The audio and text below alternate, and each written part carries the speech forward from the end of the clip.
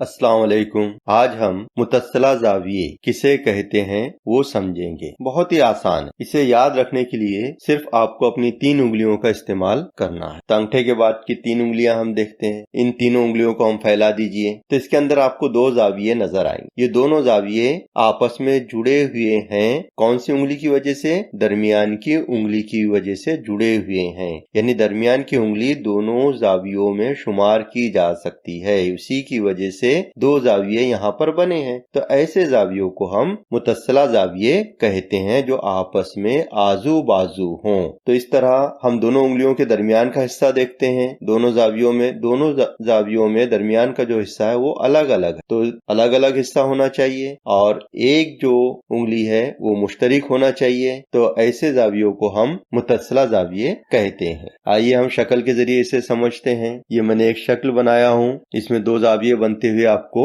नजर आ रहे हैं। तो ये मुतस्सिला ज़ावियों की जोड़ियां हैं। तो यहाँ पर मुतस्सिला ज़ाविये पहचानने का तरीका मैं आपको बता देता हूँ। वो हमेशा याद रखिए कि एक शुआ जो होती है वो मुश्तरिक होना चाहिए। तो देखिए नुक्ते एम से जो दरमियान की शुआ जा रही है एम क्यू, वो मुश्तरिक है। इधर के ज़ाविये में भी शुमार हो रही है और इधर के ज़ाविये में भी शुमार हो रही है। तो इसे हम मुश्तरिक कहते हैं। और दूसरी अहम बात कि इन दोनों ज़ावियों का राशि नुक्ता एक ही होना चाहिए। जैसा कि यहाँ पर एम है, दोनों ज़ावियों का राशि नुक्ता एम है। एक और बात याद रखिए कि दोनों ज़ावियों के अंदरूनी हिस्से अलग अलग होना चाहिए। यहाँ मैंने निशान लगाया हूँ। तो ये दोनों निशानात अलग अलग ज़ावियों में है, इसलिए ये दोनों ज़ाविये मुतस्सिला ज़ाविये हैं। अब इसके नाम हम कैसे लिखेंगे? मुतस्सिला ज़ावियों की जोड़ी कैसी लिखेंगे हम? तो सबसे पहले हम ऊपर वाले ज़ाविये का नाम लिखेंगे। इस तरह ज़ाविया बी एम क्यू। अब दूसरा ज़ाविया कौन सा रहेगा इससे जुड़ा हुआ? उसके बाजू वाला। तो उसके बाजू वाला भी हम शुरू करेंगे तो शुआ की तरफ से नाम लेना पड़ेगा हमको पहले, क्यू,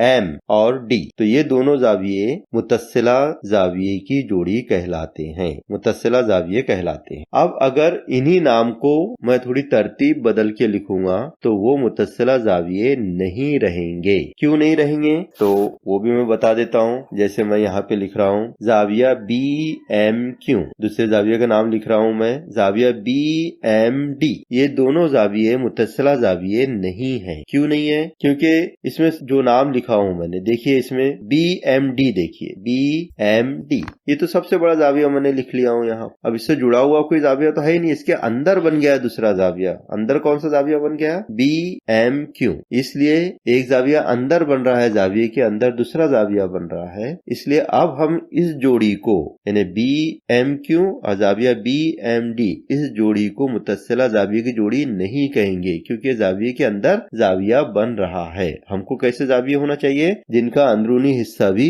अलग अलग हो और एक शाख कैसी हो? मुश्तरिक हो और दोनों का नुक्ते रास एक जैसा हो। तो ऐसे ज़ाविये को हम मुतस्सिला ज़ाविये कहते हैं। तो याद रखिए, यहाँ पर शक्ल पे ध्यान दीजिए। मैं एक बार और बताता हूँ। यहाँ बी एम क्यू ये एक ज़ाविया है, इससे जुड़ा हुआ उसके नीचे वाला ज़ाविया, फिर वापस हम क्यू से शुरू करेंगे, क्यू एम डी, ये मुतस्सिला ज़ाविये कहलाते हैं। अगर हमने ये बड़े ज़ाविये का नाम लिए बी एम और डी, ये सबसे बड़ा ज़ाविया हो गया। यही ज़ाविये का नाम लिया और अंदर का एक ज़ाविया का नाम लिए हमने बी एम क्यू इसका, तो ये मुतस्सिला ज़ाविये की जोड़ी नहीं रहेंगी क्योंकि ज़ाविये के अंदर ज़ाविया बन रहा है। हमको दोनों ज़ाविये कैसे होना है? अलग अलग होना है। यूं समझिए कि आपका जो पड़ोसी है उसके दरमियान की जो दीवार है उसके बाद ही वो दूसरा घर शुरू होगा आपके पड़ोसी का। इसी तरह मुतस्सिला ज़ाविये भी ज़ाविये के बाजू वाला ज़ाविये का नाम लेना होगा, तभी जो है तो इसे हम मुतस्सिला ज़ाविये की जोड़ी कहेंगे। उम्मीद है